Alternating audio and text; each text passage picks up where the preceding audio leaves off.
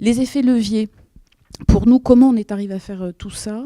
C'est que d'abord, les orientations stratégiques, elles sont claires et plutôt à long terme. C'est-à-dire qu'il a vraiment fallu sortir du fonctionnement actuel pour se projeter à comment ça peut fonctionner dans 5 ans à 10 ans. Et ça, c'est vraiment important quand on a dit qu'on allait faire de l'ambulatoire médical avec la ville et quand on allait arrêter de préserver ces lits.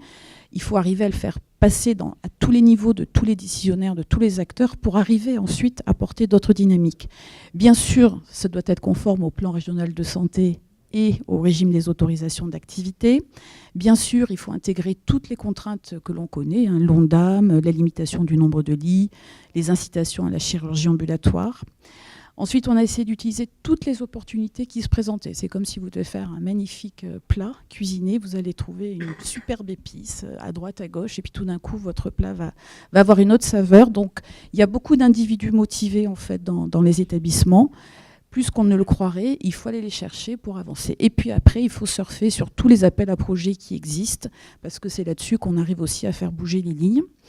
Bien sûr, rassembler les énergies autour du patient. Assez souvent, quand les uns et les autres disent « mais il n'y a pas d'argent, on ne sait pas comment le payer », on arrête tout ça, on dit « qu'est-ce qui est bien pour le patient ?» et après, on verra le reste. Ça peut marcher, pas toujours. Et puis, bien sûr, faire jouer le collectif et sa force. Quand on a beaucoup de résistance au changement et quand on est à deux, c'est compliqué. Quand on fait jouer des instances de gouvernance à plusieurs, on arrive à faire que le poids du collectif puisse faire bouger les derniers résistants. Les points, alors bien sûr, la confiance, le respect, la progressivité, la bienveillance dans les accompagnements au changement.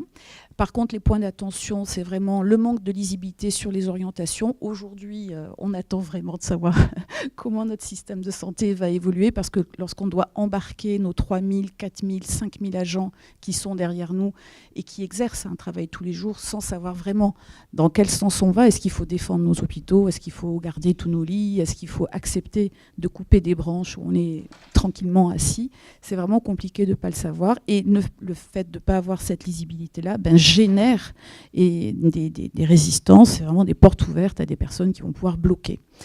Nécessité de faire partager par le plus grand nombre les nouvelles orientations. Donc l'accompagnement au changement est probablement encore insuffisant dans les hôpitaux, notamment sur le management de proximité aujourd'hui.